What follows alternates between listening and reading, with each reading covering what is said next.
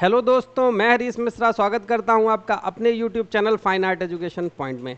आज हम आपके लिए लेकर के आए हैं यूरोपीय कला में जो महत्वपूर्ण वाद हैं उनके प्रवर्तक, जो किस वाद के कौन प्रवर्तक हैं ये एग्ज़ाम में पूछा जाता है। घनवाद के प्रणेता कौन हैं, भाववाद के प्रणेता कौन हैं, भविष्यवाद के प्रणेता कौन हैं, इस तरीके से प्रश्न एग्जाम में बनते हैं। तो ऐसे प्रश्न हमसे गलत ना हो इसलिए हम आपके लिए लेकर के आए हैं ये सीरीज। तो इसमें हम देखेंगे जो प्रमुख मेन वाद है जो एग्जाम में पूछे जाते हैं, कौन कौन से वाद से पूछे जाते हैं और उनके कौन कौन से प्रवर्तक हैं। तो शुरू करते हैं हम अपनी आज की क्लास। तो प्रमुख यूरोपीय वाद एवं उनके प्रवर्तक। तो सबसे पहली बात करते हैं हम नवशास्त्रीयतावाद की। नवशास्त्रीयतावाद जिसके प्रणेता जॉक डेविड हैं। देखिए, दो चीजें पूछी जाती हैं। एक तो पूछा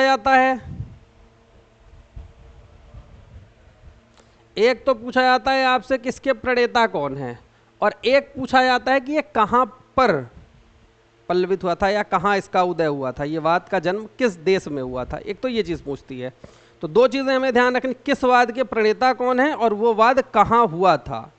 तो आप सबसे पहले तो नजर अगर आप डालेंगे तो उसमें ज्यादातर फ्रांस लिखा है। ऐसा नहीं है कि केवल फ्रांस में ही वाद हुए थे, वाद कई जगह हैं लेकिन फ्रांस में ज्यादा हैं। इसीलिए सबसे पहला प्रश्न हमारा बन जाता है कि फ्रांस को वादों का जन्मदाता कहा जाता है। वादों का जन्मदाता। अब ये जो वाद है ये कस्मे वादे वाला वाद नहीं है, ये वाद है कला आंदोलन वाला। यानी वाद का मतलब शैली से है। जैसे हमारे यहाँ भारतीय कला में राजस्थानी शैली है, जोधपुर शैली है, पाल शैली है, मुगल शैली है, पहाड़ी शैली है। तो शैली अलग अलग काम करने का स्टाइल, उसी प्रकार यहाँ पर शैली की जगह वाद शब्द का प्रयोग किया गया है। यानी जो वाद हैं हर वाद में काम करने का स्टाइल अलग तरीके का है, तो उनकी अपने आप में एक अलग प्रकार की शैली वाद कहलाती है। तो वहाँ जो वाद हैं वो वहाँ की शैलियाँ हैं। तो हर वाद अपना अपनी एक अलग अलग पहचान के लिए जाना जाता है, क्योंकि उस वाद में उन कलाकारों द्वारा उन चित्रों में अलग तरीके से परिवर्तन करके चित्र बनाए गए।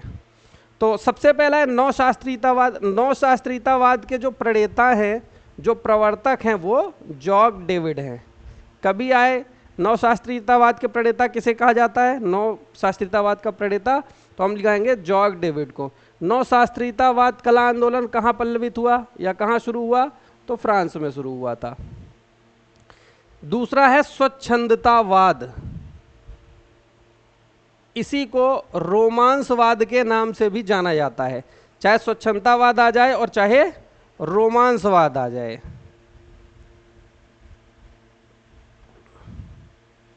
रोमांसवाद, तो स्वच्छंदतावाद हो चाहे रोमांसवाद हो, इनके जो प्रणेता हैं वो हैं थियोडोर जेरिकॉल्ट, या इन्हें जेरिको भी कहा जाता है। तो ध्यान देना, अगर स्वच्छंदतावाद या रोमांसवाद का प्रणेता कौन है पेपर में आता है तो हमें लगाना है थियोडोर जेरिकॉल्ट, या जेरिको भी इन्हें कहा जाता है, तो जेरिको हो वो भी सही हो जाएगा। और ये वाद कहाँ पल्लवित हुआ, तो ये वाद जो है वो फ्रांस में हुआ था। अगला आते हैं यथार्थवाद।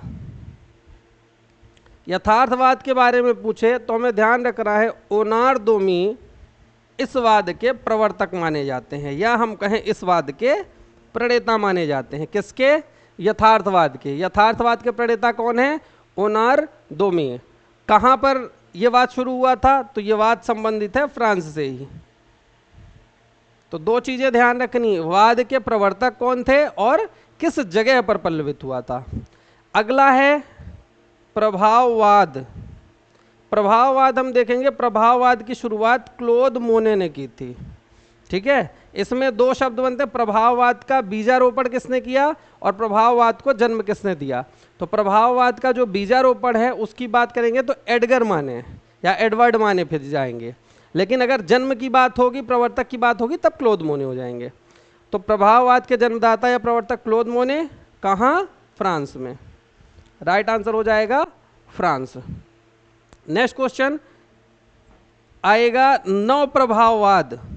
नव प्रभाववाद के प्रणेता कौन थे, या नव प्रभाववाद किसने शुरू किया था? तो नव प्रभाववाद शुरू किया था जॉर्ज सोरा ने। नव प्रभाववाद के प्रणेता कौन है? जॉर्ज सोरा। और कहां पर शुरू किया था? तो राइट आंसर है फ्रांस में। तो इस प्रकार ये वो वाद हैं जो महत्वपूर्ण हैं, एग्जाम में पूछे जा सकते हैं। हम पहले इनको कवर करेंगे, क्योंकि वादों की सीरीज में जो वाद ज़्यादा पूछे जाते हैं उनको मैंने पहले रखा हुआ है। तो इसमें जितनी भी चीज़ें बताई जा रही हैं ये सारी की चीज़ें सीधे यहीं, बहुत ज़्यादा पढ़ने की जरूरत नहीं है। यहाँ पर आपको ये पता होना चाहिए कौन प्रणेता है और कहाँ पर हुआ था। आगे चलते हैं। उसके बाद आएगा उत्तर प्रभाववाद। उत्तर प्रभाववाद के प्रणेता कौन थे? तो उत्तर प्रभाववाद की शुरुआत किसने की थी? अगर प्रश्न आए तो हम लगाएंगे उत्तर प्रभाववाद की शुरुआत पॉल सेजान के द्वारा की गई थी। तो राइट आंसर हो जाएगा पॉल सेजान। कहां पर की थी? तो फ्रांस में की थी। अभी देखो कितना फ्रांस चल रहा है, अभी फ्रांस फ्रांस फ्रांस यहां तक चलेगा। इसीलिए वादों का जन्मदाता फ्रांस को कहा जाता है। ज्यादा से ज्यादा वाद फ्रांस के ही हैं। आगे देखते हैं घनवाद। घनवाद को सभी जानते होंगे, पिकासो ने अभिनयों की स्त्री नामक चित्र बना करके इस वाद को जन्म दिया था। तो घनवाद के प्रणेता कौन है? Pablo Picasso. कहां पर? तो फ्रांस में ही। फ्रांस में घनवाद का जन्म हुआ था। फिर अगला आता है फाववाद। फाववाद के प्रणेता कौन है? फाववाद शुरू करने का श्रेय किसे जाता है? फाववाद शुरू करने का श्रेय हेनरी मातिस को जाता है। तो राइट आंसर हो जाएगा हेनरी मातिस। कहां पर हुआ था? फ्रांस में। राइट आंसर हो जाएगा फ्रांस। अति यथार्थवाद, यानी यथार्थ से भी अधिक, अति ज्यादा हो जाना। अति यथार्थवाद किसने शुरू किया था? Andre Breton.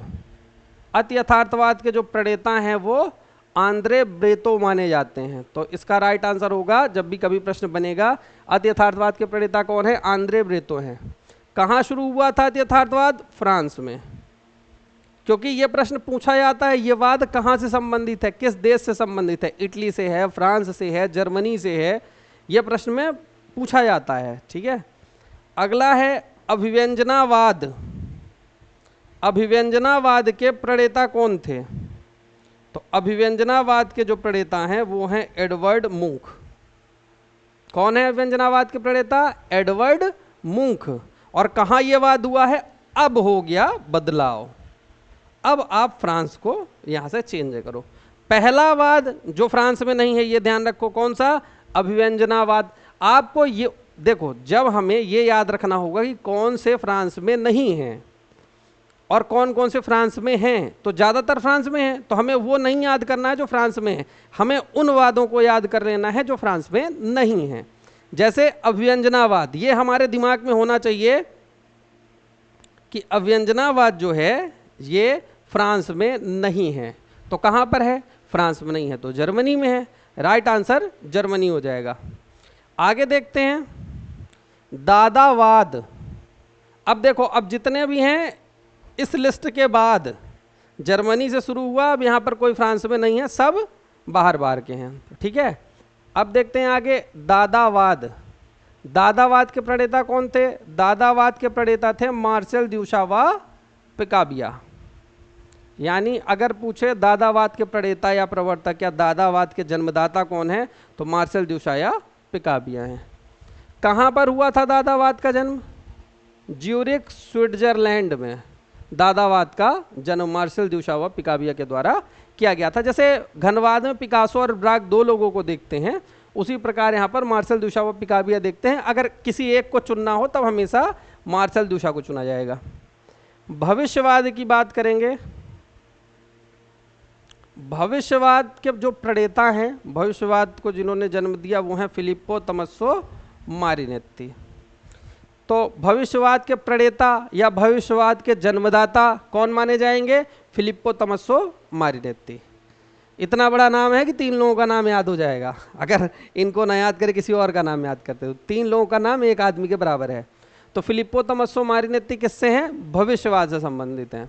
और ये जन्म कहाँ हुआ था भविष्यवाद का? इटली में। तो राइट आंसर हो जाएगा इटली। ठीक, तो पहले तो ये वाद देखो जो जो नहीं, एक अव्यंजनवाद था वो फ्रांस में नहीं है, दादावाद है वो फ्रांस में नहीं है, भविष्यवाद है ये फ्रांस में नहीं है। पहले अपने दिमाग में ये चीज़ सेट करो कि फ्रांस में कौन कौन से नहीं हैं, उससे ये क्लियर रहेगा कि अच्छा इसका फ्रांस नहीं होगा, क्योंकि फ्रांस में ही कंफ्यूज होकर के कोई भी पूछ ले हम फ्रांस ही लगा देते हैं। इसलिए ध्यान रखना, आपको वो याद करने हैं जो फ्रांस में नहीं है। अगला है किरणवाद। यूजीसी नेट में पूछा गया है किरणवाद के बारे में भी।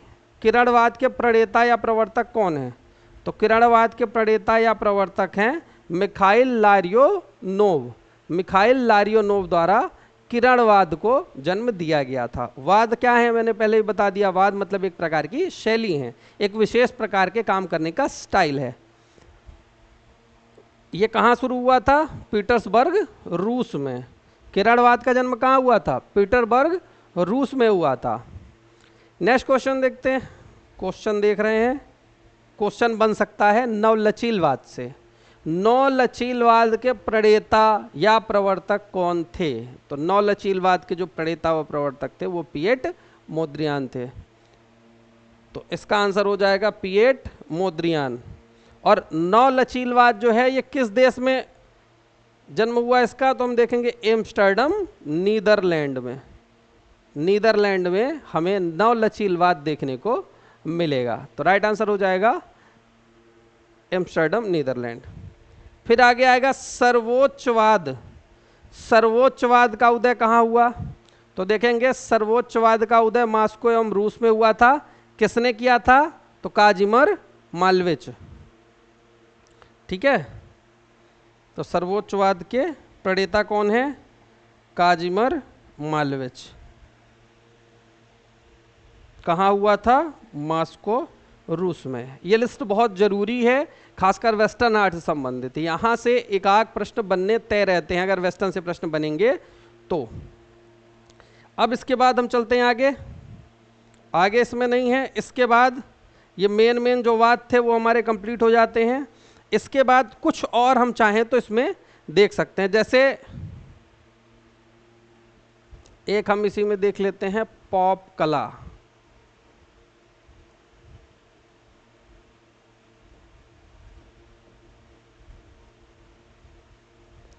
पॉप कला से संबंधित कौन है?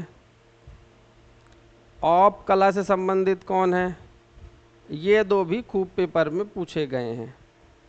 तो पॉप कला से जो संबंधित हैं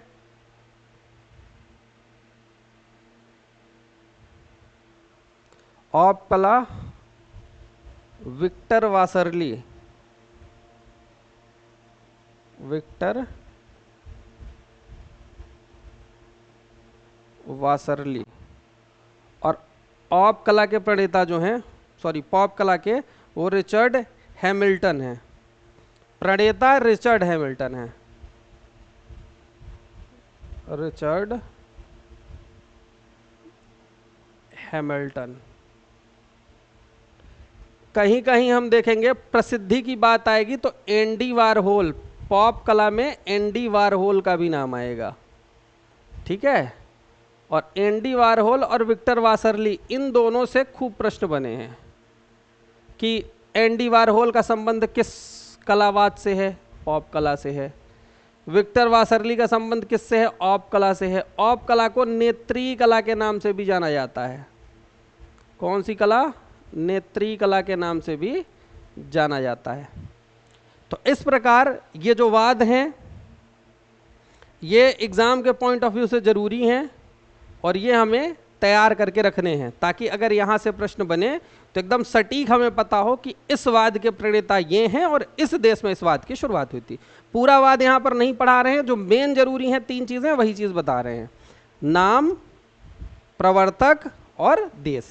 ठीक है, तो इस वीडियो में इतना ही। मिलेंगे नए वीडियो में नए प्रश्नों के साथ, तब तक के लिए धन्यवाद।